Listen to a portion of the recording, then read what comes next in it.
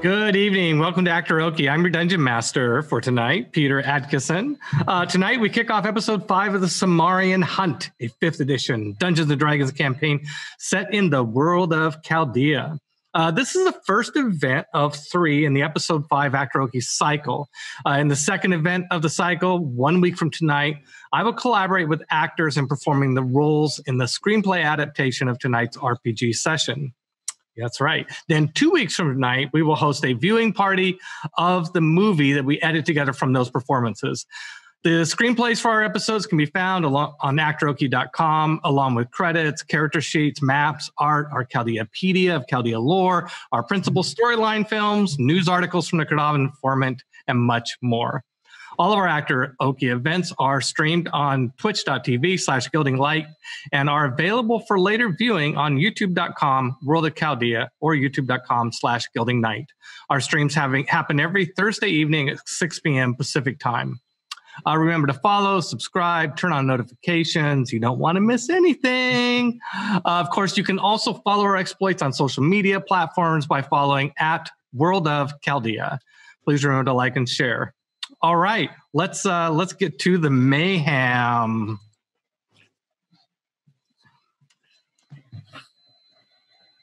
Mayhem. Hold the mayo. Here? We have mayhem. Yay, mayhem. Hi, how's everybody doing tonight? Awesome. Fantastic. Can't wait to roll some dice. To see what happens. Uh-oh, I gotta change. There we go. Oh, I'm having a little sound problem. Hold on a second here. Sound good to me. Dun, dun, dun, dun, dun, dun, dun, dun, dun, dun, dun. Da, da, da, da, da, dun, there we go. Thank you. Sorry. I switched my HDMI magic and it screwed up all my sound. So I think I'm back now. So, all right. So on our last episode, we leveled up. Everybody is now 4th level. So congratulations to Barbarians. They're starting to be a force to be reckoned with. Force. Yeah. Force is something.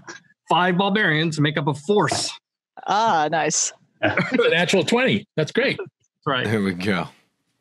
So let's go through and talk about who has made what choices so far. Patrick, I'll start with you since you're in the upper left corner of my screen. Yes. So I, instead of the ability score improvement, am going to take the heavy armor master feat. And then for anybody who wants to know, that is increased strength score by 1. And while I am wearing heavy armor, bludgeoning, piercing, and slashing damage that I take from non-magical weapons is reduced by 3. Nice. Resistance by 3. Sounds like my old absorption house rules. Perfect. Yeah, there you go. Nice. Okay. How about you, Denise? What decision did you make going up to 4th level? I kept it simple and I just brought my wisdom up by 2 points. So it's now at a nice round 18. Nice. So nice. Claw wised up. Claw wise. And what decision are you, Patrick, let me come back to you. What decision are you making with hit points? Are you going to roll or take the... I'm going to roll. We're penultimate here, so I'm going to roll for it and hopefully not be... All right. Why don't you go ahead and roll and let's see how that turns out. All right. Roll the digital dice. Yes, the digital dice. All right. So that's a D8 for clerics. Yes, D8 for clerics. Here we go. Boom, boom. Hey, boom, that didn't pan out too bad. Nice. Oh, nice. I'll take that. Well played, Mr. Keeffe. No, Nice. Thank you very much. Yes. All right, Denise, back to you. What decision are you making? Oh, I'm rolling it. I've rolled it every time because I'm an old school kind of girl. That's debatable. There we go. I see you rolling. All right. Plus my Constitution bonus. And Patrick and Denise, you both stay with your same class, cleric and druid. Is that right? Mm-hmm. Yep. All right, Darrell. How about you? What sort of decision did you make going up to 4th level barbarian, I assume? So Torgrim is the barbarian has chosen the path of the totem warrior, and he has selected the aspect of the bear. So it gives resistance to all damage except psychic damage, and makes you pretty tough. It now let's see here, carrying capacity, other stuff, and I decided to put both of my scores onto my ability onto strength, so that his strength is now 19. Excellent. Perfect. Nice. Oh, and you might run across rules about limits on ability scores. Yeah, I don't use any of those rules. Yeah. All right. Noted. Yeah. Nah. Good. We don't. Torgrim, smash.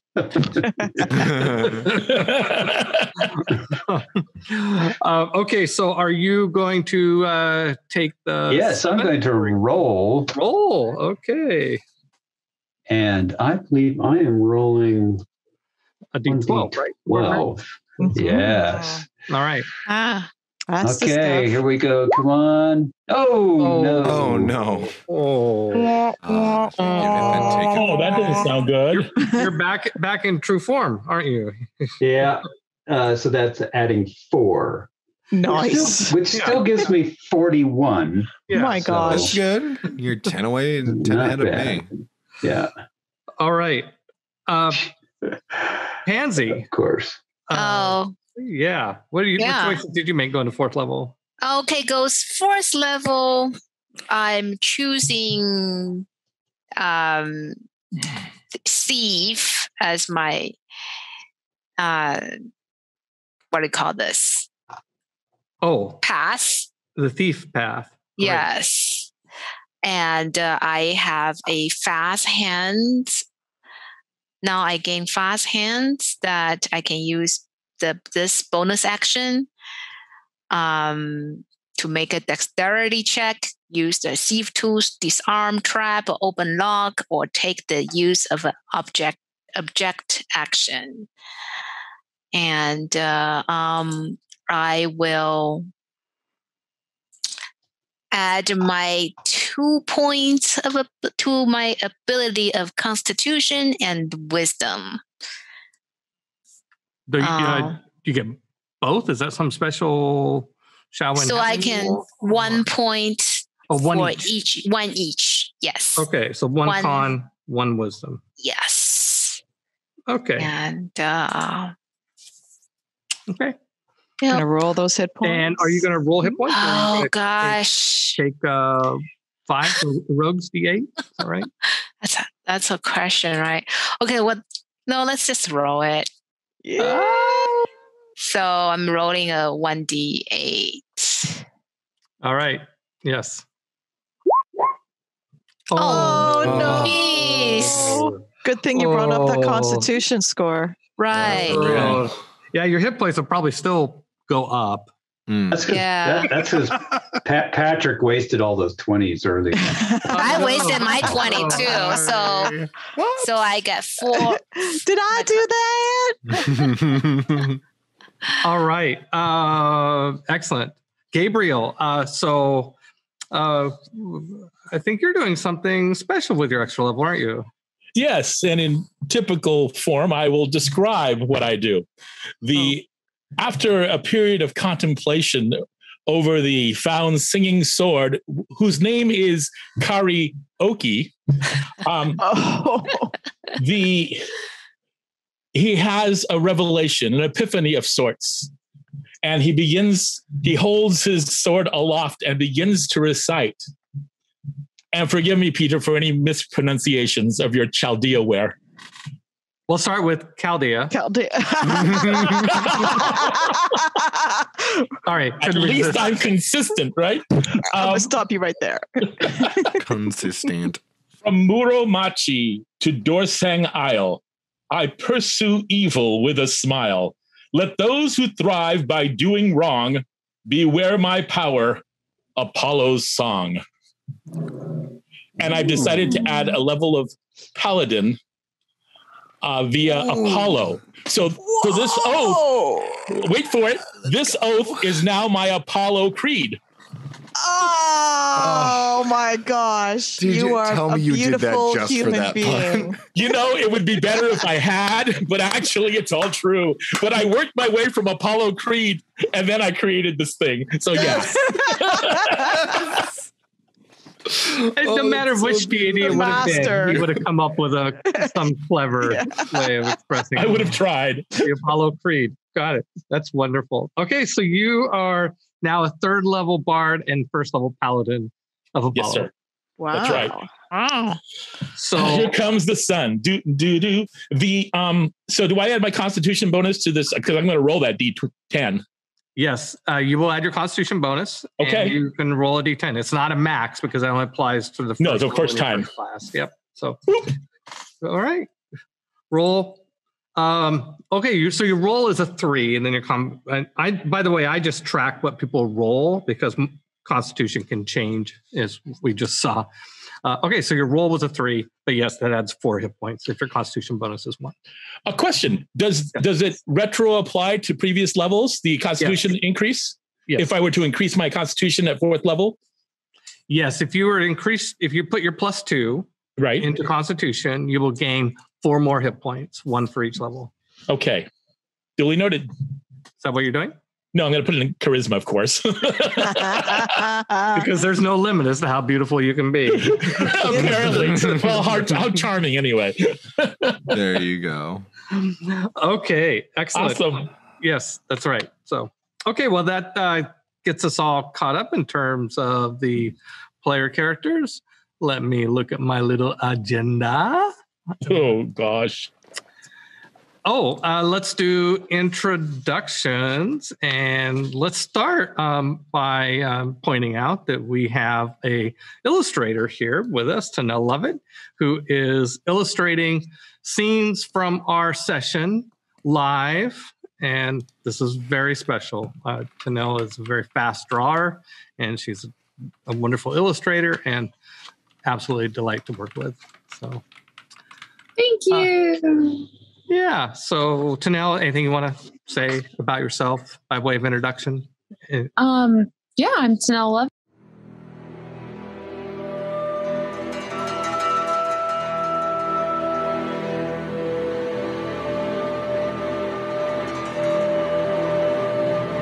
Yeah. What's your website? TanelLovett.com. Perfect. You can also see a lot of Tanel's art on our Actoroke.com. In fact, just last week, we put up a whole new section featuring Tanel's art. And the art is very efficiently drawn. She also does sort of higher end illustrations for us. Look at these wonderful black and white illustrations she does for us here. Going clear back to the beginning of our time together. She's also illustrating full color art for our primary storyline as well. All right, introductions, Patrick. Hi, everybody. My name is Patrick Keeffe. I am also known as That Gray Gentleman everywhere on the internet. You can find me primarily on TikTok and Instagram. And you can also find me on The Writer's Room, a 7th Sea podcast where we play the TTRPG 7th Sea. It's sweeping pirate swashbuckling adventures, and it's always a lot of fun. We have a new episode that just released this past week. Ooh, nice. Excellent. Thank you. Denise. Oh, I'm sorry, Patrick, did I cut you off? Oh, I'm playing Calcimere. I was like, should I stay? Sorry. Yes, Calcimere, cleric of Dionysus. Yes, there we go.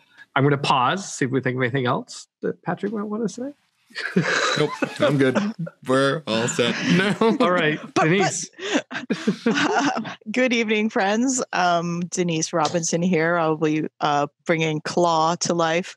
His full name is Vanhasielu Nuoruberi Kaladan Mitsan Oskolan, by the way, just in case anybody was keeping track at home.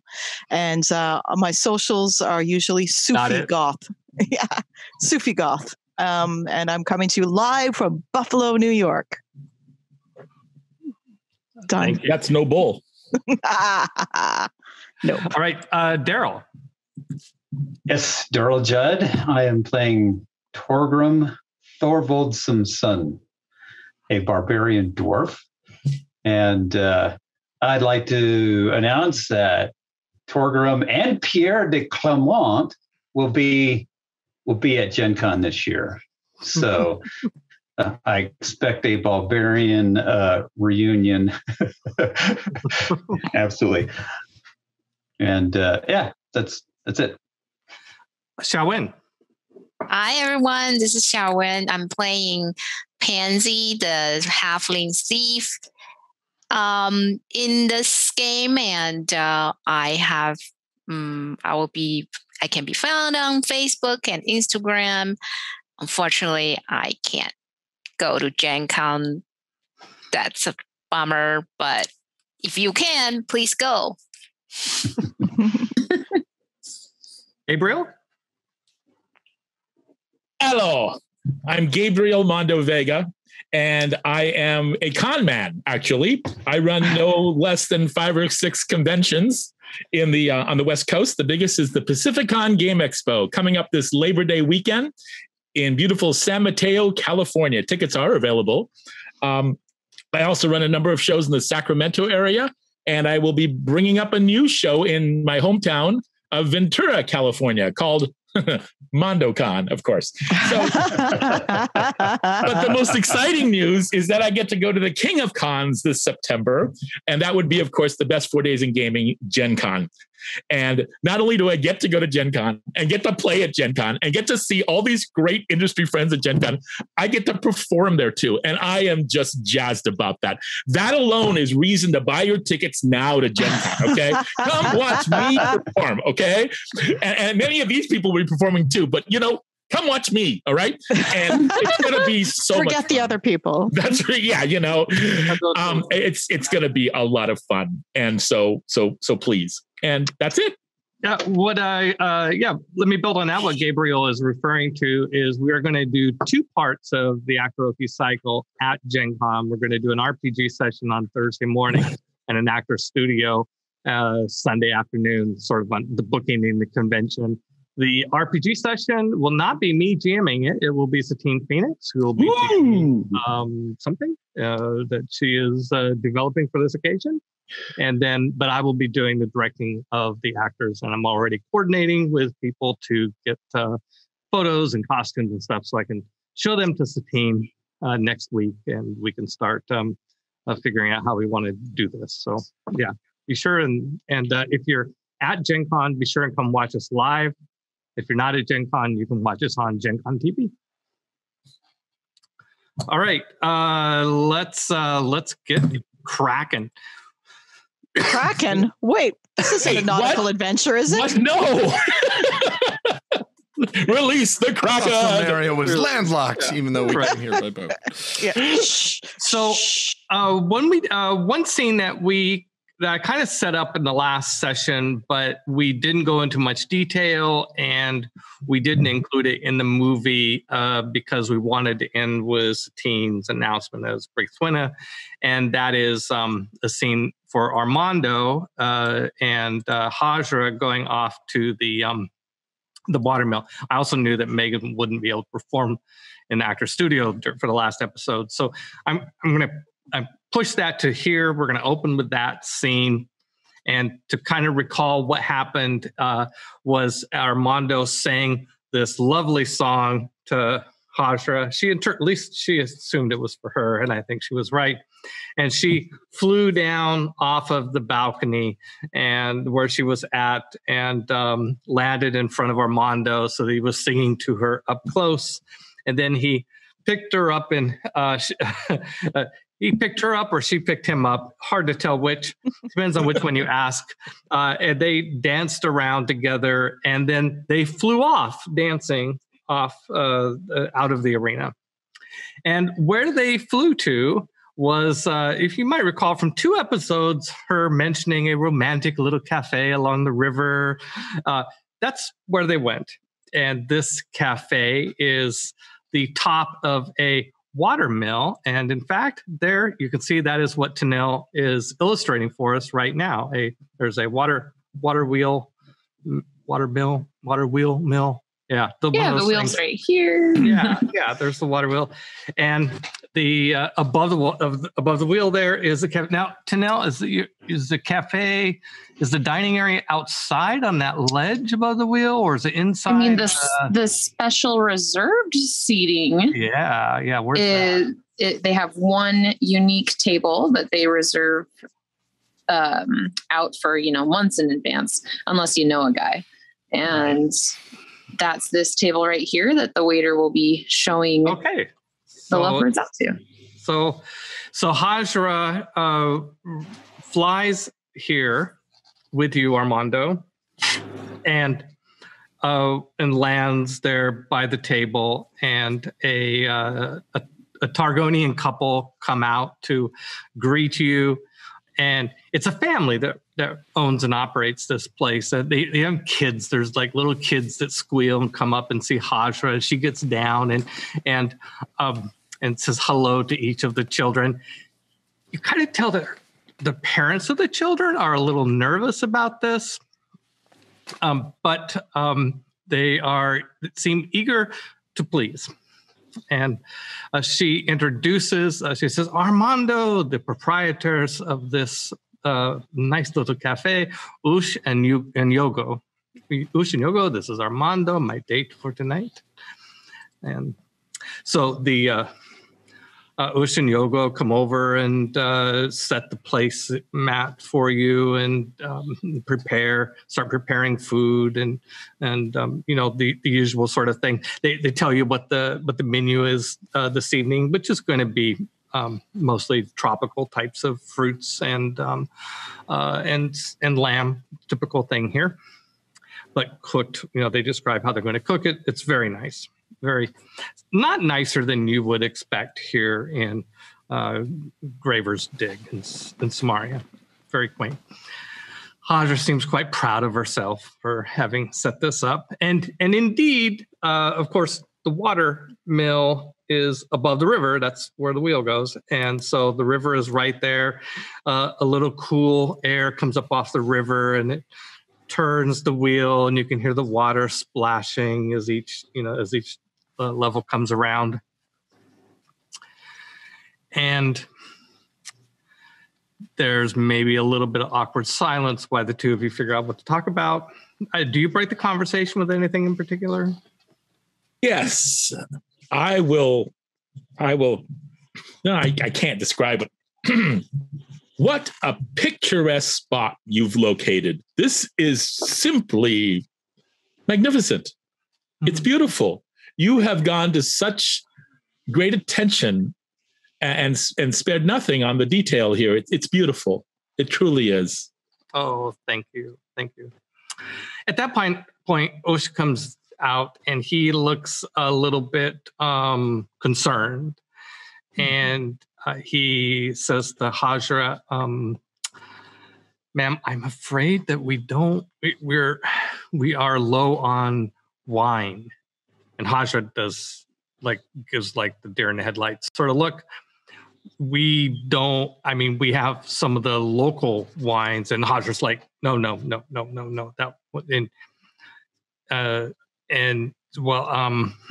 he's kind of like at a loss for what to do.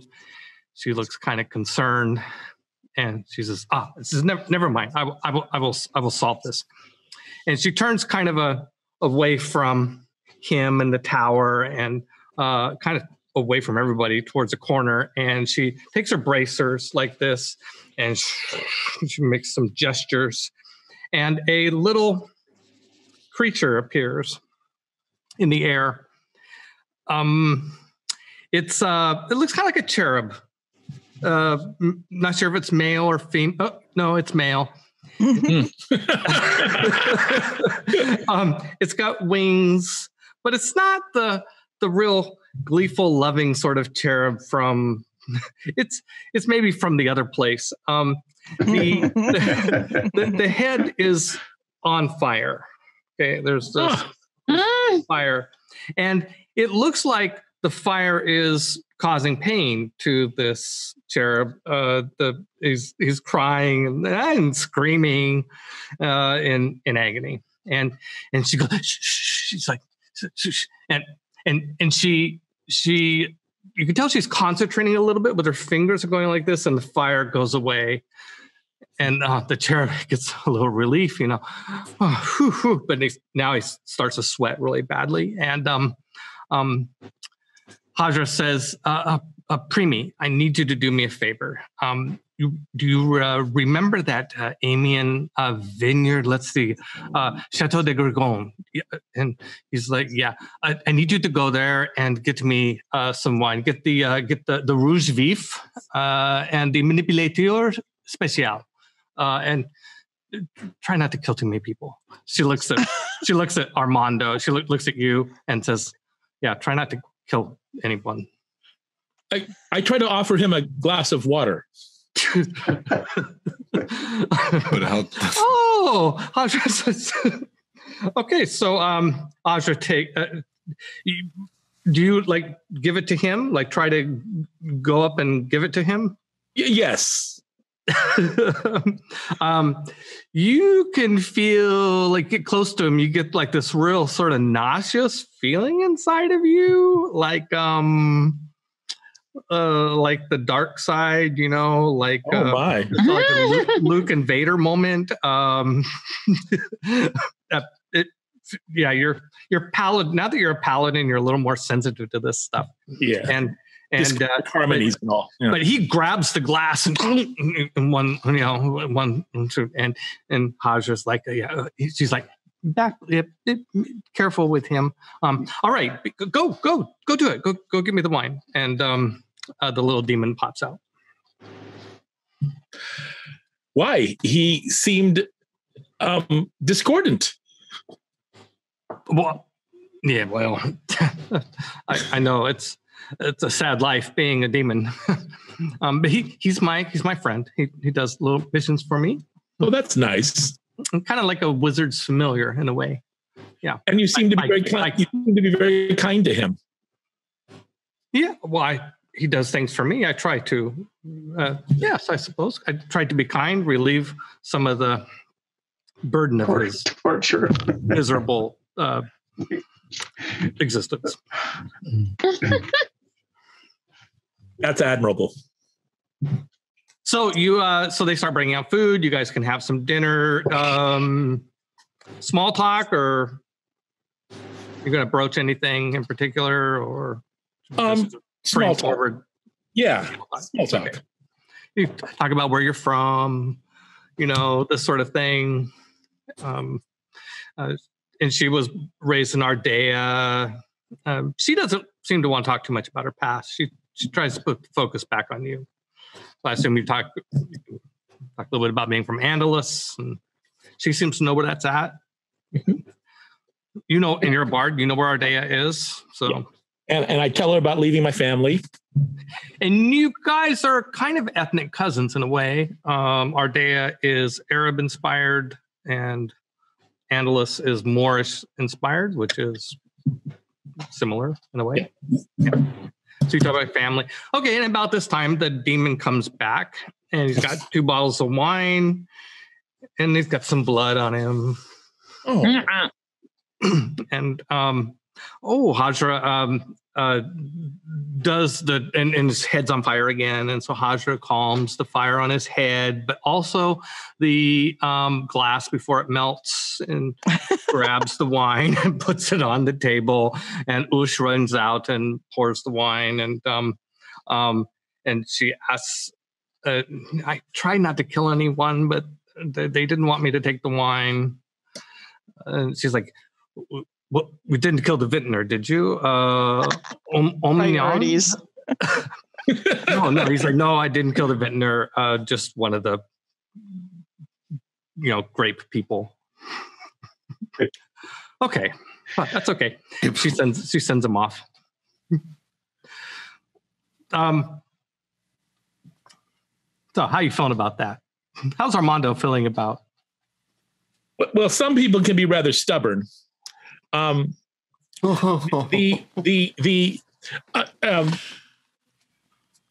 the screen aside for a second, Armando definitely comes from a sense, a not very traditional paladin in that Armando believes that everyone should be loved, not just good people. Right. In fact, especially the unlovable people need to be loved. And this demon definitely qualifies as a being that is unlovable or hard to love. So he wouldn't condone it. If he was there, he would stop it, but he's not going to judge him for it at this point because his life's not over. He still can be redeemed. And Armando is okay with Hajra summoning a demon, killing some people just to get some wine. Is that ruffling any moral feathers for Armando? It's definitely something that I'm keeping track of. Perfect. All right. Yes. Well, Love, man, those rose tinted glasses. Right. I Romances need complications. I just wanted to see how that one would go over. All right. I think we'll cut that scene right there. Thanks. Now, my question to you, Peter, is this place a place that you have actually traveled to and gone to in Europe or something? No. I was French for Chateau of Dragons, and the vintner's name was Cute Man or something in French. I just did some corny French translations and very cool. Yeah. Just to be a little campy is okay once in a while, especially an Actoroke. Okay, well we cut the scene there, but she will return you at the end of the meal to the Bulgarians, but not in time for the next scene. Yes. Okay, so in parallel with that, going back to the arena, picking up where we left off, basically, where we left off was Brigtwin made this announcement about a hunt in 5 days that she will personally lead. She welcomed you to her pack. Congratulated you all. And I don't know if you got a chance to see the video. It's worth seeing the last few minutes of the movie. If you haven't, Satine Phoenix did a fantastic performance as Brigtwin. Yeah, she did great. So I was really happy to work with her again on acting. And then the scene, prior to that, the scene with Rashidi had come back. That had happened. Then Armando gets swooshed off by Hajra. And so just advancing forward a little bit in the party, in the wake of Brigtwin's announcement that there'll be a hunt that she leads in 5 days, the crowd just gets really excited about that. I mean, this is going over super well. It went over what, people were cheering when she announced it. And the party then just really goes off the hook. I mean, people start getting really wasted, sloppy drunk, probably some fights breaking out here and there, and lots of sloppy behavior, people pairing off. But it's showing, I would say, an hour later or so. You guys are probably all kind of generally hanging out together, the four of you. Razine shows up. Now, everybody remember who Razine is? Or you might remember him from the very first episode of Rahat's assistant. Yes. So Razine was he was the guy that purchased you out of slavery on behalf of Rahat and brought you to the Granada Palace, treated you well, took good care of you, and eventually, through the contract with Rahat, eventually put you on the ship. And so now you see him again, which is, a long ways from where you saw him last time in Andalus. And he sees you guys. He's kind of smirking a little bit and approaches the group. And he's definitely got his eye on Claw. Do I notice that? Target acquired. Yeah, sure. I think you I think right now, Cal, you're pretty much noticing anything that Claw notices, or anyone that notices Claw. Mm.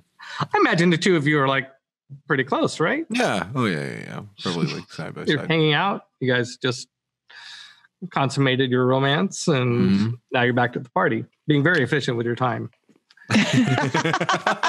It's important to get to do this properly. Not miss any scenes. Exactly. Yeah. No.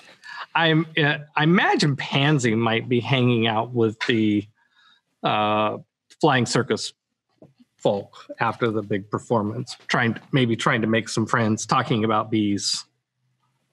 Is that fair, XiaoWen? All right. You're on mute, I think. Can you hear me now? Yes. Yeah, there you go. There we go. Good. Yes, she's busy like a bee. Oh, honey, that was great. Honey. So I think that you have a lot in common with these the flying circus people who like the bees. You like bees. You just did performance together. You just paid them a lot of money for the performance. I think that you're making good friends over there. Yeah, and I think Pansy's just trying to kind of learn a little bit how to properly riding the bees. Control it. Right. You know, maybe one day she could have one. Right. Yeah. Well, they're talking. You're not back on a bee. You went on a short ride with the bees, and now you're talking about that with them, and then talking about it. Cool. So, Claw. Also, I want to clarify something. You, as players, know that Rahat is a dragon because we all saw the film, or we as players talked about it. But Claw, I assume, has not told anyone. No. So I just kind of want to remind you that this is while the players know it, this is something your characters do not. And Claw. And if you break that, Denise, if you break that confidence, be sure and tell me very explicitly, like hit me over the head with it, like, oh yeah, type of By thing. the way, you know that super powerful being I made a promise to? Right. There's Rahat, by the way, in her human form. Yeah. That's interesting. Yeah. Okay. So Razine comes up to you, Claw, and my. Long time no see. Hi. Hello. Welcome to the party. I'm probably drunk. Calsamere. There has been some imbibing. You should join. Yes. Much imbibing. Yes, perhaps I shall. And he kind of clocks wherever Torgrim's at, and Pansy's over there, and doesn't see Armando, but he doesn't say anything about it. So looks like he looks at this big party, and it looks like you are doing well. Yes, we won. We won the tournament. We're victorious. We're the as winners. Far as we know. Yes, we are the champions, my friend. So far, excellent, good. Well, that's a great start. So maybe we'll start seeing a return on our investment here. Yeah, a little. The interest, I'm sure, can be paid off, but we need to make some more money to cover the original outlay of expenses. It's true. By the way, good. I believe there's going to be a special hunt in about 5 days. Yes. Well, and we only got the down payment on this hunt. Correct. Right. So there's more coming. So. Yeah, there's more coming. Excellent. Well, my mistress Rahat was right. She saw in the stars that you would be very successful. Fabulous. That's excellent. By the way, Augie, sees that you guys are talking to somebody. He very discreetly, standing to the side, but very much paying attention, in case this person's not your friend. She's trying to read the situation. And on the subject of the stars, are we still under the warrior? Yes, you are. Okay.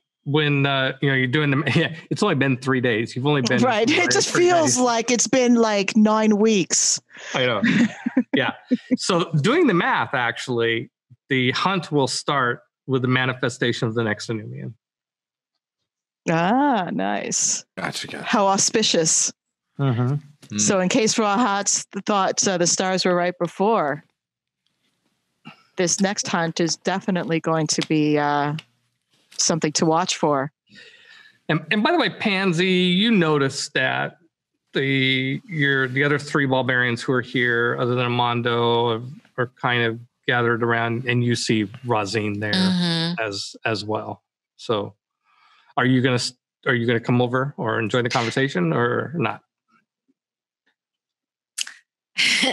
I think a Pansy all of a sudden kind of like, oh, why is he here?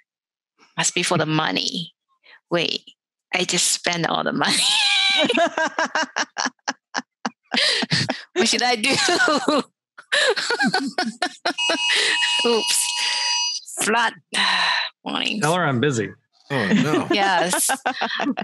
So Pansy's kind of like, oh, she really wanted to go. So she kind of... Right in that moment, Rosine looks your way and you lock eyes. That's a guilty moment. I guess. So Pansy's kind of like, fine. Okay, I guess. So she came over. All right. Well, I think you'll recall, Claw, that we did ask you to keep track of expenditures. So receipts. I think maybe in the morning we should want to enjoy this evening, enjoy the festivities. I think in the morning it would be good to go over the expenses. And Augie says, "Oh, big plastic smile. Yes, that sounds great. Yeah, Let's do that." Augie blurts out, "Yes, I have all the receipts." He says it to you. He says it to you. Oh, bless you, Augie. You are my friend. You are my favorite. Tell everyone.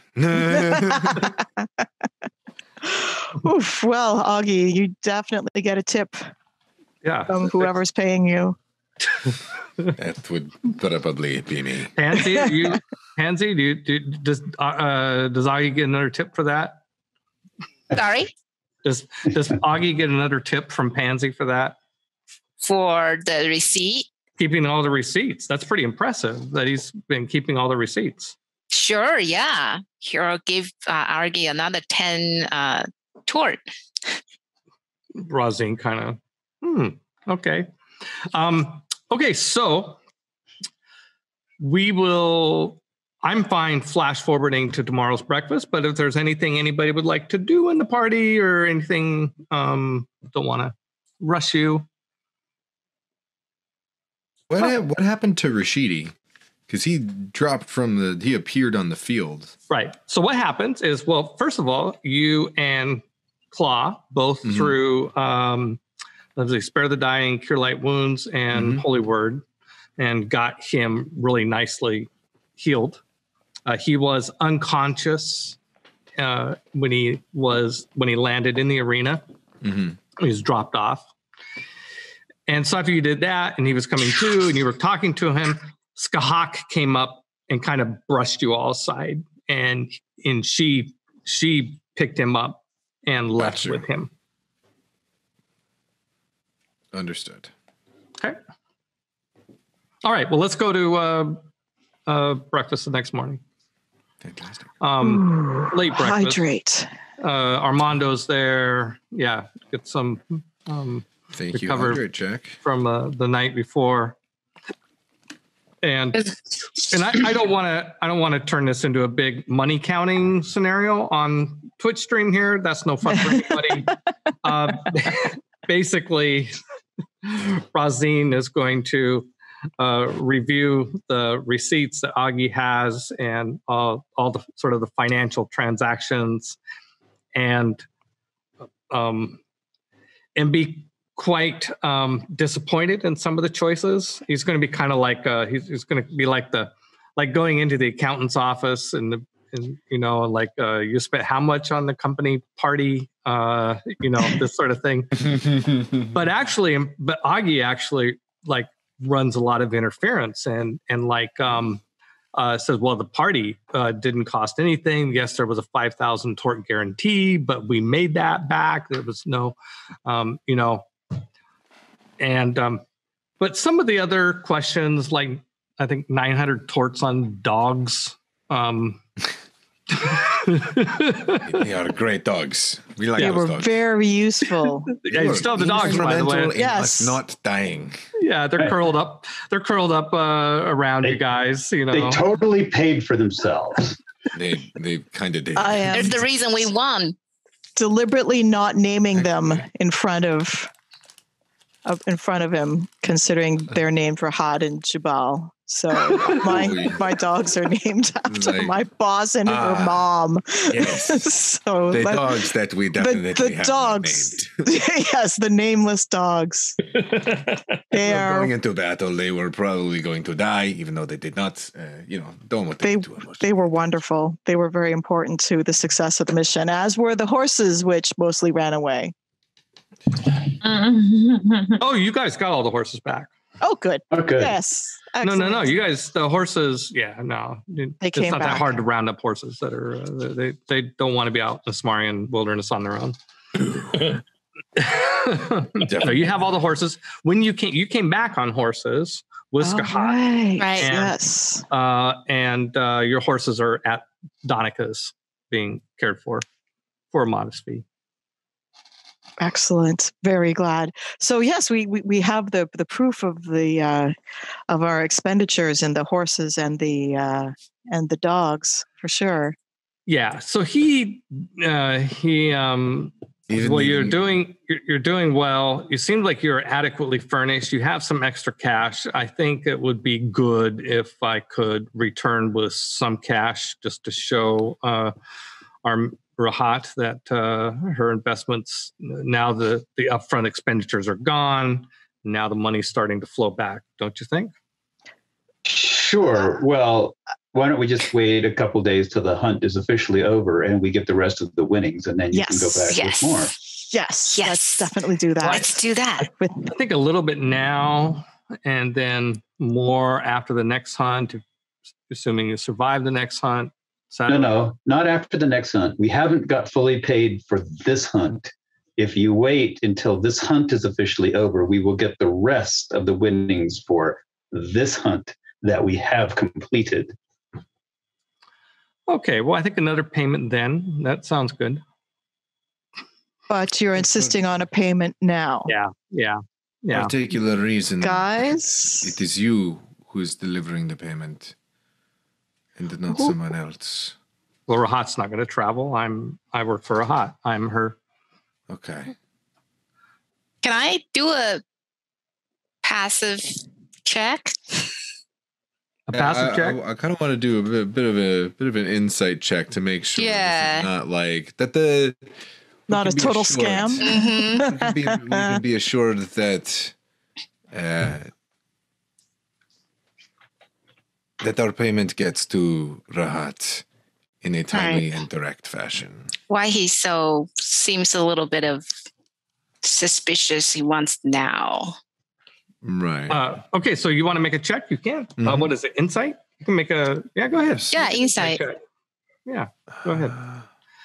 If you're both checking, I think what I want to do is have one of you check and the other one gain a +2 for the advantage of the other one. So whoever has the best roll. Who has the best plus? I have +4 to insight. What do you got, Pansy? Well, I don't have any. So I have a +5 on investigation. Cheapers. Okay, well, if you don't have a bonus on insight, then I'm going to let you help him. So, like, Calcimer, this is on you. +4. I can help. I can help. There you go. Okay. I'm a jack of all trades, so I have a +2 naturally to my insight. Lovely. Okay, so you can get a +2 on yours, Cal. You make the roll with a extra +2 on top of whatever your other pluses are. Okay. Cool. Let's give that a shot.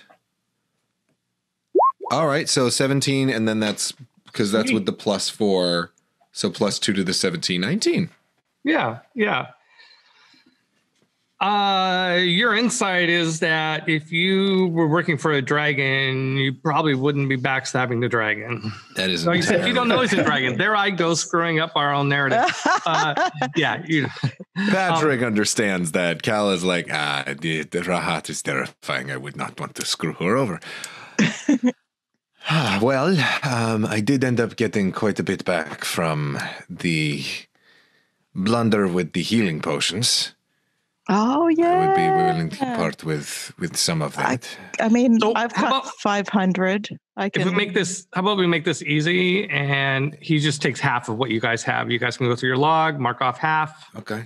and give the totals to Which doesn't leave us Denise. And Denise, you can track sort of the total payment. But let's do this offline. Right. Does everybody agree Offline to accounting. that conceptually? Gabriel?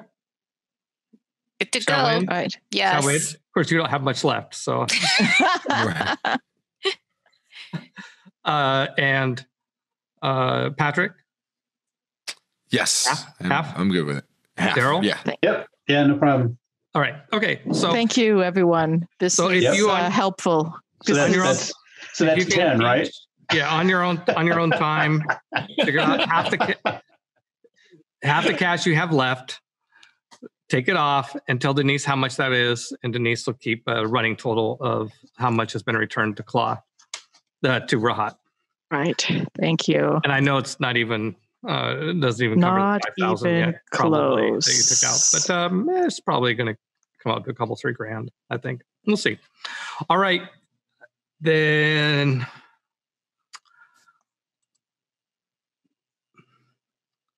So, after this conversation, Whew. Thanks, everybody. Razine, after he gets that money, he brings up a new topic. So, I don't believe I've drawn Razine before. Can you describe what he looks like for me?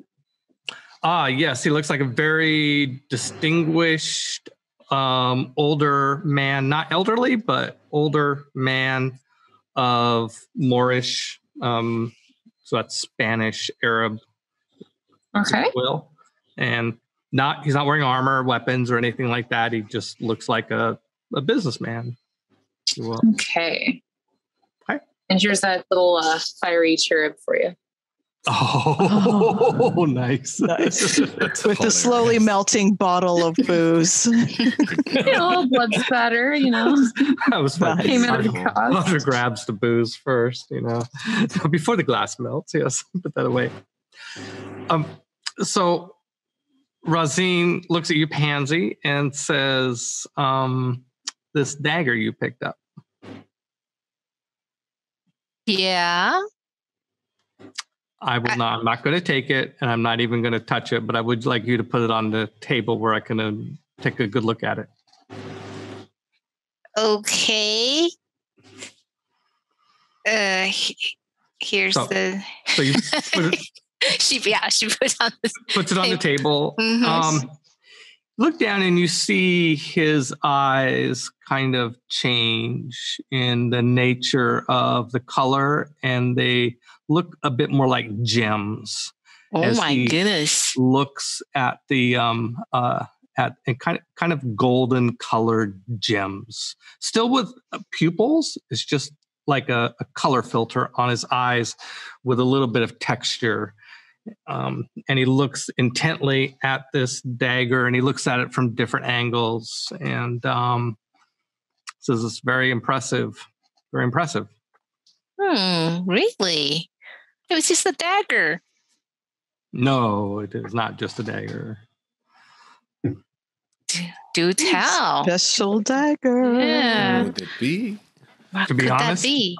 To be honest, I can't tell, and that makes it very intriguing. Really? You Oh. weren't able to discern at all. Why? Pierre, what did you take? Yeah. Is it cursed? I don't know. It's not a dagger I know of, and it's not a dagger that can be easily divined. In fact, the reason Rahat sent me to find you instead of her normal way of keeping track of people is that this dagger is, and I tell you this to show you our commitment to having an open and honest relationship. This dagger, it's not necessarily in my interest to tell you this, except that I think this information could be helpful, which longer term will help me, because I believe, and he looks again at Claw, that you will not betray us. No, I will never. This dagger just looks over at Claw like, what does that mean? And he's like, she can't really sit on her chair. It's like, okay, what did I do? We wouldn't betray Rahat. Dagger. This dagger seems to obstruct certain types of divination. Oh, nice. Oh. And not just you, but the area that you are in. Huh. So she sent you because she couldn't eavesdrop That's on us. handy. Nice. That's exactly right. That's handy.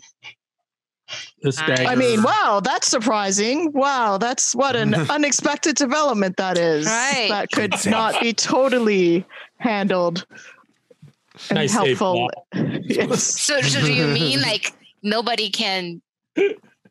I'm sorry. What does that mean? I don't know the limitations of the dagger, but it seems to hamper or prohibit, to some extent, the ability to track you, follow you, eavesdrop on you, scry you magically. Wow. Or, Find us if we were hiding. Yes. Yes. Certain Wow. individuals. Now, you stole it from an Amian duelist, right? Pierre de Clement. Yeah. He's no longer with us. What happened to him? He ask Armando. He knows. Watch the camera over there. Somebody's looking. He was there. Unless Still he's being afterglowing as from sneaky last as Pansy night. usually is. I think he rolled a 1. There you go. Oh, wait. Did I break the fourth wall here or something? Yeah. Okay. Yeah, he was eaten, actually. So basically, do you tell him the story? I do. Yeah. Okay. And With great flair and aplomb. Okay. Guitars course. are terrifying.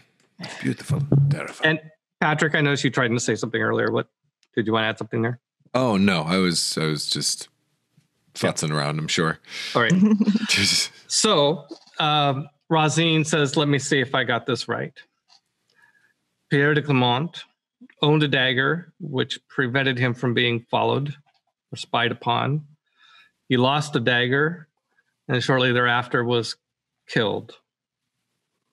By a large party of Atars. Yes. Who are Oh, when you put it like that. natural. Amiens and Atars are natural rivals from the same island. They are all dead, though. Yes. Oh, Well, does that mean we're in danger? Actually, as GM to Patrick, when you witnessed the trophies, 2 of the Atars survived. Correct. They were Right. Oh, right. at negative hit point. Well, no, 5th edition, not negative hit point. Right. Zero, They were at 0, yeah. Stable or unstable, something like that's that. right. Not dead. Yeah, 2 of the Atars are alive, according to Skahak. You got double points. There we go. I remember the double points. Okay. Well, interesting. Torgrim, you have a nice blade as well. I do. Yeah. That one's Would you like to meet Fang? Careful how Not- you answer that. not up and personal, no. But yeah, he would like to take a good. Yes, I would love to take a good look. Sure. Yeah. Yeah, he looks at it. Well done, barbarians. Excellent. There's Fang. You can keep these items, assuming that the payments continue. and our debt is I think that our investment is discharged. Best left in your hands for now. So, what are you going to do next? Is this the DM asking, or is this he asking? It's kind of it's kind of both. But this is Razine. This is in character conversation. So Razine is asking, yes. So what are your plans? Conveniently, no one can be eavesdropping on us magically. Maybe we should close the windows. He'll close the window. Make sure the dogs are. The dogs will tell us if any. I don't think your dagger keeps somebody from eavesdropping on you in the old-fashioned way. Physically, organically, right? Certainly doesn't stop people from seeing you. I had no trouble finding you once I came here. Right, and I can steal the dagger.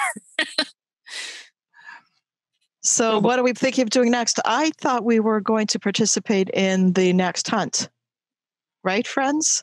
That's in a few days' time. We have some time to kill. So how's Rahat's relationship with the Cloud Forger clan? Oh, Rahat is a businesswoman, right? So, does she have a business relationship with the clan? I think the relations between dwarves and dragons always has an edge to it. Yeah, it's just ouch. Claw's like, ow. Did he just say that out loud? No. He just said that out loud? No, but you know what? Claw just like, ooh. No, Claude, he didn't say that. Give a chance. I'm an old man here. Old man trying to create a younger man's game. Rahat and the dwarves, I don't know what relationship they would have. Let me back up. Give me a courtesy. Because you are a kind and generous DM, I think we can return the favor. I let you backtrack on things from time to time. All the time. So I could see Razine gets kind of just a twinge of a look, and Claw mirrors it. The Cloudforge clan is one of the wealthiest families in all of Chaldea, and Rahat is a merchant. We do business with the Cloudforge clan on a regular basis. That's very political. Yes, very diplomatic. Excuse me, but I think that's pronounced Chaldea. Oh, snap. Rahat is a businesswoman. She has no friends. She has mutual interests. Okay. So what's up with the Cloudforge clan, Torgrim? Why do you bring it up? Well, my cousin's been taken prisoner. Oh, I say, because this might have been the first time I've heard of it. Yeah. So, no, because it was mentioned on our journey back. Oh, okay. Sorry. Yes, that's right. Oh my goodness. We should do something about that. So, yeah. Your cousin, Razine says, your cousin. Who's your cousin? A Cloudforge? Yes. Soraka. Soraka? Cloudforge? Yes. Well, I know who she is. She's heir to the clan. Yes.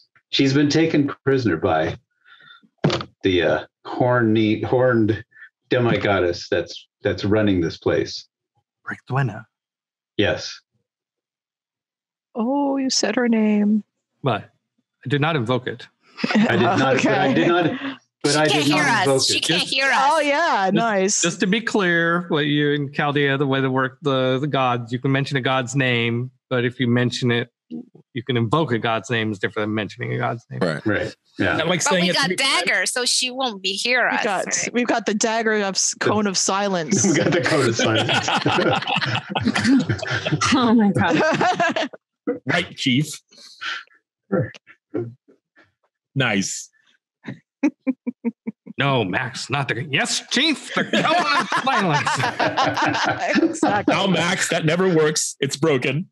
Thank you. Security protocols demand, Chief. Yes. All right, Larrabee. Turn on the cone of silence. Okay. This flashback brought to you by So Two old guys. you're serious. I am. Tell me more about the situation. Tell me. The Cloudforge clan actually owned this area. It's one of their possessions, one of their holdings, and Brithwina in the past has been leasing this. However, she has reneged on payment, and Soraka was sent to investigate and encourage said payment. And apparently Brithwina took umbrage with that, and she captured Soraka and her 2 guards, and they are being imprisoned. Oh my! This will be quite this information. Well, that when this gets out, there'll be hell to pay. I think so. How much would it pay? And I believe the wealthiest clan would probably be very grateful for her return. And I think that could wipe out our debt to Rahat and then some. Well, yeah. So I don't know what you're thinking, but if you have a way that you could get her, break her free, and get her out of here somehow from under the thumb of a demigoddess, and allow Rahat to be part of the return of her to her clan, that would certainly settle your debt.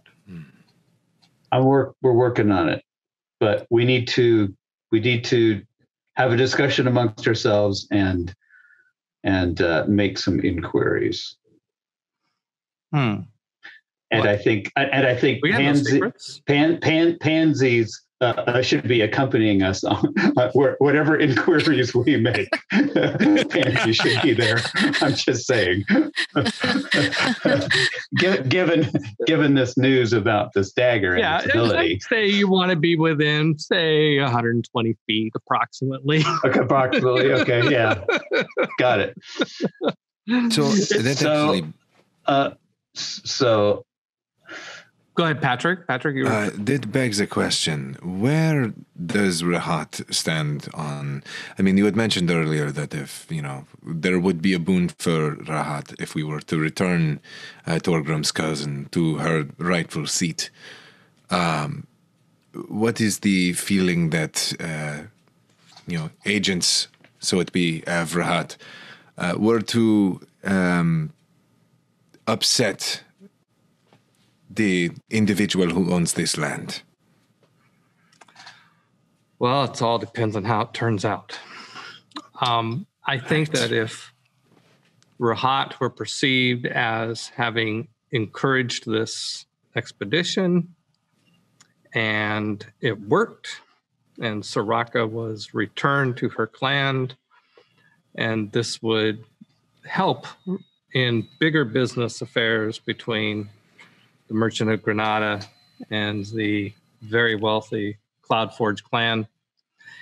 If it turned out differently and ended in abject failure, I think Rahat would disavow any knowledge. And there's no protection. There's a degree of deniability there. Right. Yeah, we got it. All right. It depends on whether it works or not. Expected as much. So we're a small group of not particularly powerful people. So we need to make some allies. So I have a line on that. Oh. So we need to pursue that. The Cosmo the Magnificent has a meeting room that we can use to get a hold of somebody who may have mutual interests. We've met them. That's sagacious. What?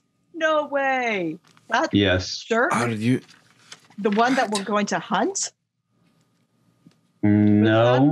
No. Sagacious, as part of Team Invisible. Yes? Yes.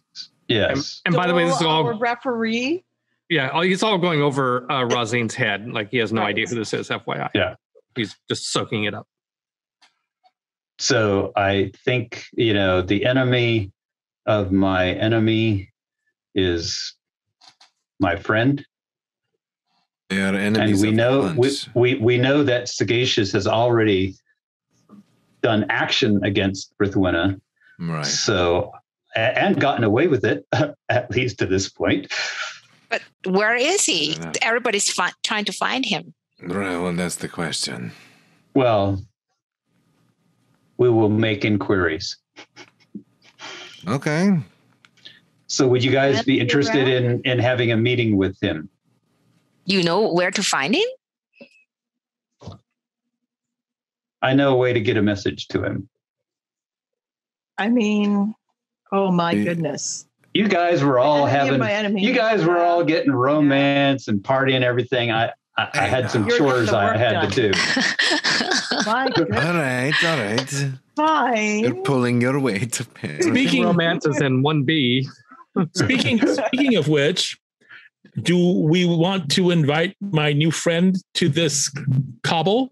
So, I was going to ask you about that because, clearly she works for the person we may be doing this action against. And how confident are you in your relationship with her versus her relationship with her employer?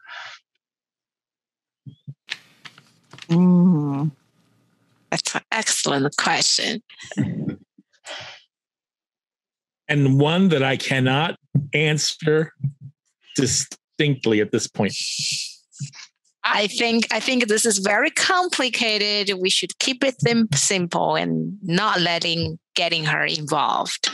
Maybe reducing the number of people who are involved at all. Yeah, and know and this, Claw yes. looks at Razim going, maybe you don't need to be part of this unless you want to actually actively participate. What skills do you bring? I'm going to leave open the plausible deniability. I think I should give you a little bit of room to maneuver. Thank you. Much obliged. But let's Bye. check in on a daily basis. Sure. Basis. Of course. I mean, Okay. And where will we find you? At the good hotel? across the river. A good hotel. Not at the lodge. Not at the hunting lodge, not at the casino. Yeah, he'll Right, be. across So the if you river. remember, Graver's Dig is like a resort area, and you remember Right. how crazy that first night was, sleeping in the field. I mean, all the Mhm. drunken revelry. I mean, this is a place full of gravers and hunters, and yeah, it is It's Mos Eisley. slumming. Scum and villainy. It's a Rocket hive. Rocket was staying at a nice Scum and place villainy, here. yeah. There are a couple of isolated places, but you're still in this sort of general environment. Across the Boyonogo River is a hill with a proper walled town, and none of you have been in there. Armando, you were close to it when you went and had a cafe with Hajar and the Demon. That was over by the river. That was right across the river. Anyway, so he said, let's We'll send a Gekon. well yes. I like to think of the demon as the Orange Julius guy. Okay. Perfect. Okay. Orange Julius. Tell yourself what you have to tell yourself. All right. Okay. So we should go wow. visit Cosmo. Oh, we all go? He's the or- connect? He's the It's- connect. Okay. Well, So hopefully do you you- can get more than one of us at a time at this meeting. we'll see what the restrictions are when we explain the situation. Perhaps he can fit more than one in his inner sanctum. So let's be clear. Your goal is to go and have what you'd like to do is for the five of you to have a conversation with Sagacious in a private, in the type of room. So let's just understand what his play is here. Let's just frame forward to that scene in the interest of time. I'll tell you how it happens. That's okay. So, you guys all try to mosey nonchalant like exit stage left to Cosmo's tower, and I'm good at it. And Torgrim, you go in there, talk to him, say you'd like to take him up on his offer to meet with Sagacious. He tells you Sagacious is already waiting for you, and he basically sent only one of you can be at the tower at once. But the tower has multiple exits. And so what happens is you go into the tower and then you exit. When you exit the door, the same door you thought you were going back out to your friends, you actually end up being somewhere else, which I will describe in a moment. And then each of you, one at a time, goes into the tower and exits the tower. And one by one, you all catch up with Torgrim, who is, and look at, who is that Tanel is drawing? Huh. That was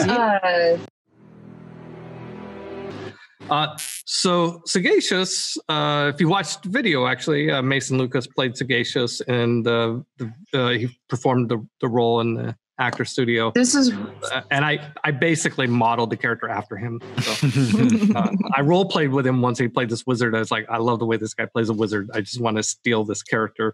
Anyway, so the place that you meet is in the Garnon Forest. It's almost like you're back home, but not exactly. You are basically, a table is set up and some chairs, but it's outside in a forest glen, and it's birds are chirping and stuff's happening. It's a forest. There's little animals running around, But Claw, immediately that you are close to the town of Tartu, because Tartu is very distinctive for having this huge arch. The arch is an all-natural root that comes up out of the ground and goes up. It's about the size and shape of the St. Louis Arch. Oh, my goodness. And it is a root. We're nearby. It is a root of you would say the mother tree. Some would say Yggdrasil. And it is where it is in that spot in the Garnon Forest that connects Chaldea to the Pearl universe. My goodness, this is a holy spot as things go. Guys, this is the real deal. And so Sagacious, when you write, he stands very formally, sort of like Hannibal Lecter when Clarice Starling shows up. Nice. That's a great image to start the negotiations. Nice left turn. Wow. Sorry. No. That metaphor doesn't. That metaphor falls. Just welcome, Ballbear. Hey, we meet again for the first time. Yes. Where's Sally? Sally. And Sally is there, and Sally seems very different from the way you saw her last. She looks the same, but she's mellow. She's like, hey, oh, man. Too bad we didn't fight that all time. About, by the way? I know. What were the tricks that weren't tricks? We could do it again. We could do. Sally, no. We'll practice. Sally, no. What? Another battle of wits? Yeah. We know who's going to win that. What's a battle of wits? They think they want a battle of wits, but I ain't going to use my club. Next battle of wits, I want to use my club. So much. That tracks so well. Well, Torgrim's showing off fangs. Like, you want to do this? It starts to get wound up again, and Sagacious like, Sally? Yeah. We would have to hit you back with a metaphor. We'll teach you. I will teach you. You don't right, want to know what a metaphor is, Sally. Yeah. Please, have a seat. Just leans over to Claus like, I don't think Sagacious knows what the metaphor is. Oh, yeah. All right. So business. Let's get to business. You are concerned about your cousin. I am. I'd like to get her back. I like her. She's my favorite dwarf. I can see that. She's a person with much capability, one can tell. So, you figured the enemy of your enemy is your friend. Indeed. I'm pragmatic. I was hoping you would come here. Good. I'd start to bristle a bit. Like, I was hoping you would see this as an opportunity and we could put off our awkward meeting, the awkward way that we met, put it behind us. I tried to reduce any problems that might have come. I understand Rashidi is alive and well. no thanks to you. Well, I returned him. you returned him, so yeah. After The barbarians on this guy, though. Oh my gosh. Wow. Wow. And you got all your trophies. Yeah. So it all worked out. So Yes, it did. So do you have an idea of where she's being held? Because I do. Oh. Yes. Let's compare notes. So I have learned from some fellow barbarians that Berthwena likes to keep her high value targets in the Fey realm. It's called the Plane of Annam. Cool. And it is the other world of the Celtic gods. And I agree with your assessment. Your barbarian, your Arusian friends, I believe they are correct. I have no way of knowing for certain, but that would be my best guess as to where Berthwena would stash somebody as important as Soraka Cloudforge. So, how do you get there? Can we go through Tartu? Probably. If you had the right pathway icons. I have no idea which ones those would be, and I don't have them either. Pathway icons right over the. Yeah, so you got me. You've Klaus, GM Denise, Klaus heard of these. There's these tokens, and there is, in fact, in Tartu, a large at the tree where this tendril comes out. There is the veils to the other worlds and dimensions are thin, and one can walk to other worlds and planes and dimensions, all sorts of places, or just other Garnon clearings, if you will. But to do that, you have to have these totem tokens that are tied to the Anumian spirits and in the right combination. Oh my, which we definitely do not have. Right. All right, get it. Yeah. Do you know somebody who would know the combination and how to get those tokens? I know a different way. Okay. Okay. I'm all ears, says the one with the pointy ears.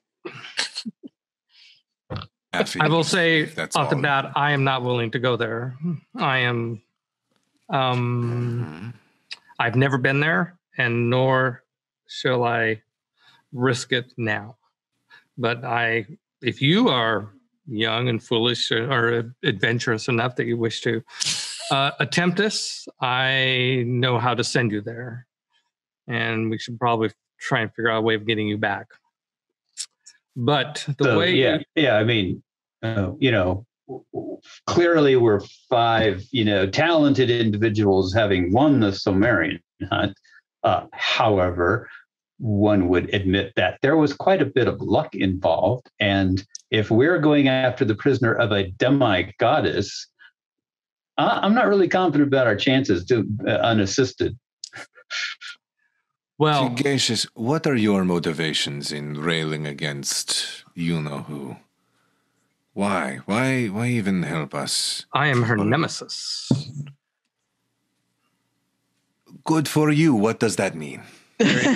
We're enemies from long time past. How do you? How does one make an enemy of a demi-goddess? How are you? I want to tell you because it would increase your trust in me, but there are secrets I am not prepared to share. But I can say we have been enemies since before the rule of Emperor Kadava. Right. I'm long-lived. Clearly.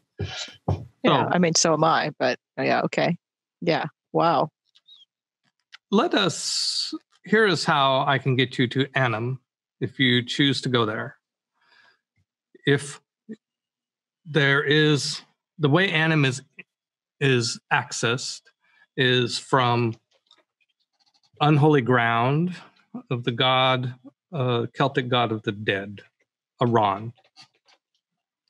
And it just so happens that there is unholy ground near Graver's Dig, in a place you might have seen a cemetery on the map. Oh.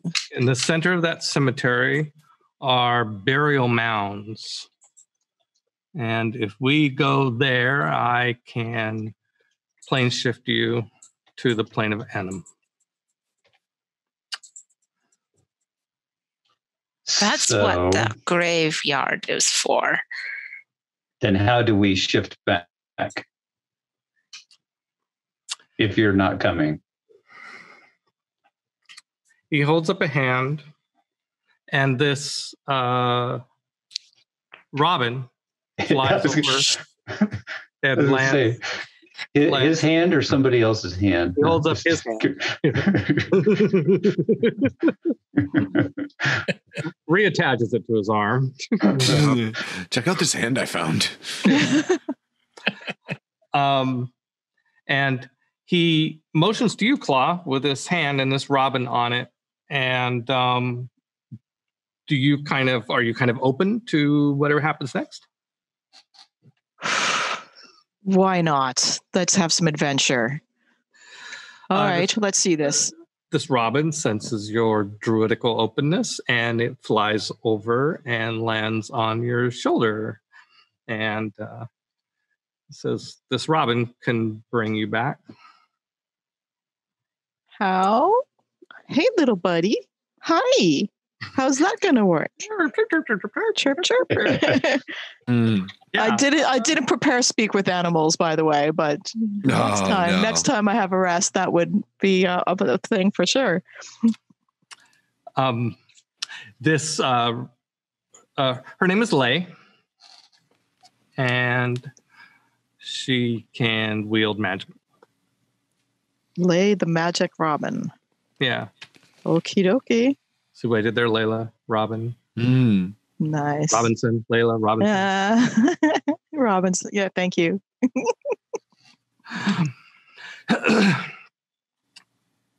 Wow. Okay. Well, I have myself a new little friends, and we supposedly have a way back. And now we just have to go to the graveyard. And I'm keen on, but yeah. So what else do you know about the plane, Anum, that can help us? Do you know if it's guarded? Is she guarded? I know nothing about the plane. I've never been there. Sorry, what are we going there for? Getting something? To save the dwarven princess. Oh, she held it over there? Yes. That's the theory. That's her prison. Sagacious says, I also recommend that we conduct this ritual during Brictwina's upcoming hunt, when Brictwina will be distracted with the ecstasy of the chase. works for me. Yeah. Sounds good. So we've got a couple of days to rest up and prepare otherwise. Yep. Maybe you could do some research. Cosmo has a nice library. Maybe he would let you peruse it. Peter? Excellent. Sounds like somebody seems scholarly.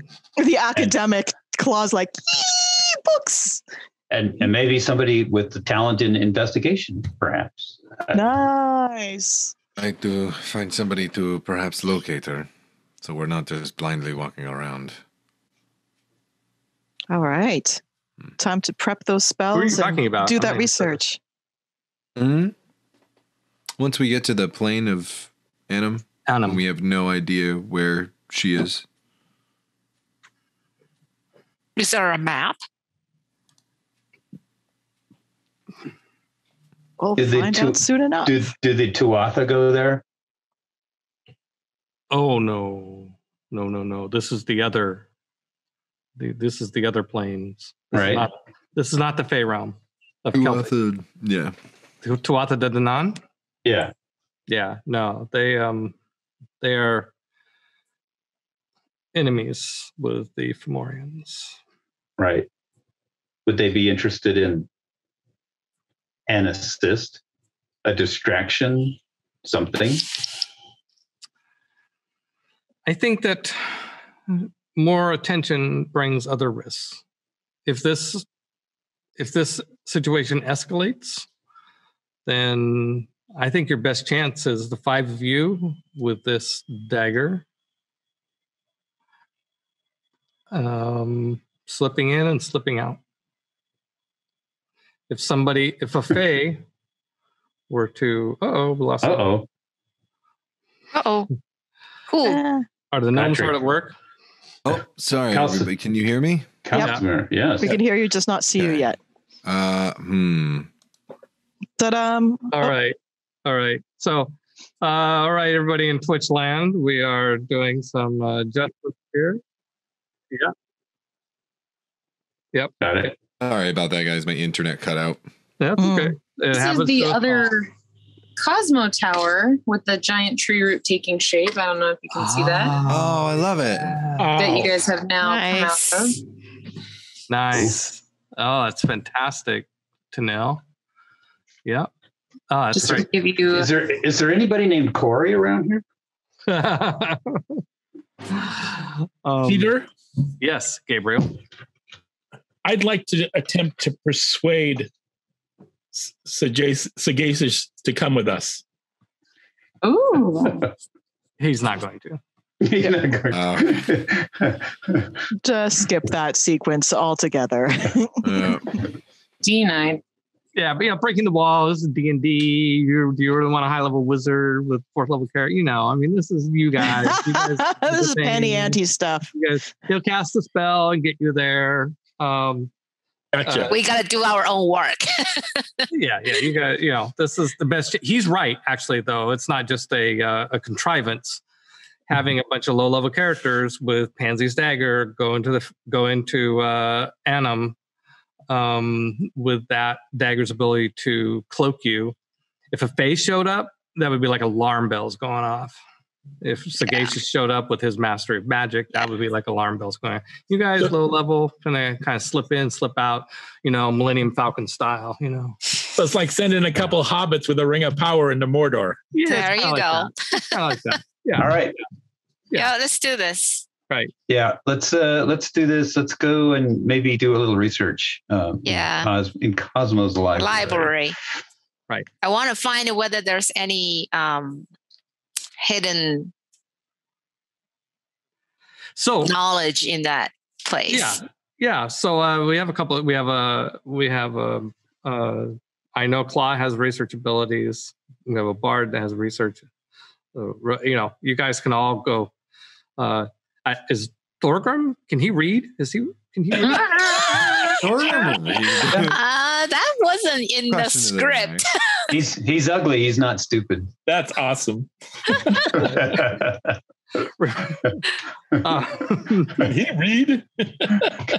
It's not necessarily an unreasonable question in a medieval-esque. No, not at all. No. Player characters are professionals, right? You guys are first level. Even first level, you guys are cut above the average. Yeah, your average peasant can't read. I mean, it's not. But you guys are all trained at something or Intelligence other. is like -5. I imagine your average barbarian can't read either. Yeah. Ooh. Yes, but barbarians can.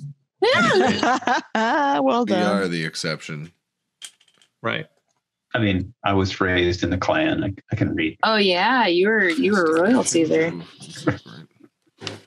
Okay. Alrighty. Yes. So you can spend some time doing some research in Cosmos Tower. Okay. And Super. so one thing you'll learn is that Annam, as a plane, is actually a very hospitable plane. It is it's kind of like Eden. It's like a paradise. It's beautiful and peaceful, and lots of food, fruit, and vibrant. In fact, it's mythologically almost identical to Eden. So I don't know if the Welsh took it from the Christians or vice versa. I have no idea. We'll go there. But it is remarkably similar to Christian mythology in terms of what The Garden of Eden. Okay. So Nice. that Just watch out for the fruit. And the snake. watch out for the snakes and the fruit. Yes, exactly. And that Star Trek episode. There's one tree in particular. Yeah, don't go there. Yeah. The red fruit. Yeah. Yeah, and you learn more about Iran being a Celtic god of the dead, specifically Welsh mythology, god of the dead, and it is it's not very big, which is good news. You're trying to find somebody. It's not particularly huge. It's an island. Nice. It's an island. But not really. There's not like a map per se, and you certainly don't know where. If Soraka's here, you no way of knowing from research where she would be here. There is a oh damn, I forgot what is the place. Hold on, I didn't think we'd get this far. Interplanar adventure. Woot woot. Like, is no one going to go touch the giant root that's hanging out by the tower you guys are seeing? I would be climbing all over that thing. Whee! 100% be doing the same. Oh, pansies totally up there. Oh, yeah, there we go. I'll put Pansy silhouetted like at the top. Why would they hide her in a place that's so nice, hospitable to us? Yeah, exactly. It's hard to get to. Well, once you pierce that veil, then there's no flaming pits or vaporous acid or carbolic particles or anything to stop you. Well, there may be a ransom. Right. And a terrible prison in paradise is still a terrible prison. Agreed. You do find a reference in the research to a place that is supposed to exist on Annam called the Cauldron of Inspiration. And it is sort of like this building with open, like just, a roof with pillars directly to the outside. And there's this big cauldron there. And there are, oh gosh, I hope this isn't, it's the maidens. There are maidens that keep the cauldron warm with their breath. Oh, wow. Were you concerned about the PG-13 rating for a moment That's there? not PG-13. It's just maidens, Why is it always Right. maidens? I don't know. Ah, Anyway, right. But that's straight Lots out of of... people breathing on a coffin. Yeah, there On could a be cauldron.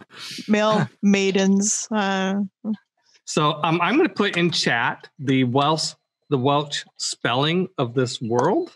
There you go, ANNWN. And your research, you're free to, on your own time after the stream, go and read Wikipedia articles on Annam, on Iran, on Welsh mythology. And I will have what will be in Chaldea will be inspired from that, but not exactly like it. Just like research should be. It should give you ideas, but not be 100% accurate. Does any of this that's the way we're information going to do the research? Does any of this information appear on worldofchaldea.com in the Chaldeapedia? No. We're not yet. Yeah. Steve! No, I just thought it'd be fun to say, hey, you do research and go use Wikipedia because I'm working right off Welsh mythology here. So nice. Well, as a sage, yeah, Claw's got some points in Arcana and is definitely digging of the research. That's groovy. Thank you. Cool. They dig it. So how about this then? We will, the characters can has a few days to kill. You can think about if there's anything you want to do in Graver's Dig during that time. Long rest. Let me know maybe between now and the next session and or we can just jump to you're in the cemetery and Sagacious is casting a spell. And that's how we'll go into, that'll be the episode 6 primary feature. The main act will be sending you to the plane of Anam, see what you find. Wow. Dun, dun, dun. So Torgrim would in the few days, since all the researchers are busy doing their reading, Torgrim is going to do what he does, and he's going to find Londi again. Okay. And try to have a more in-depth conversation with what he knows of the clan member that was taken to